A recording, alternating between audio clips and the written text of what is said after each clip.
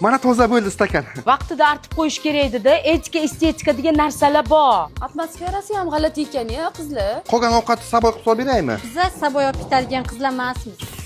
Qanaqadir tepgan bu o'zi. Fukusi bormi? Comfort Plus chaqiringlar qizlar. Yaxshi boringlar. O'zi kvartirang molxondan battar ekan. Nima ko'chaga chiqib model yasaysanlar? Siz bizani uyda? Mana bu changalzor tozalab qo'y, keyin atmosfera tanlab chiqar. Barmoq qo'yaylik. Bonka qolsin, bonka, ey.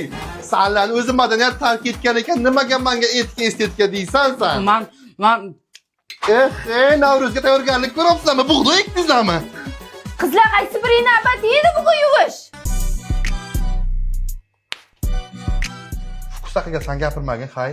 Bir-birlaringiz kiyishlaringiz ma'qul emasmi? Biz bir-birimizni kiyimimizni kiymaymiz. Rangga farqi bo'lmaydi-ku tentaklar. Yalanga yo'q jakuy, tur, xon taxtaga o'tib ovqatlan. Yo'q.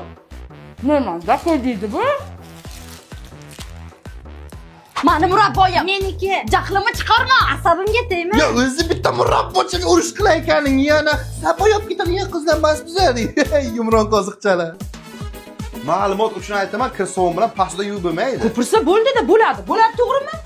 Ana bo'ladi deb ko'rdingiz. Hey! Mana Milod Davagrovning tashvir yeb bo'lmaydi buni. Svejiy bu 52 oy bo'ldi.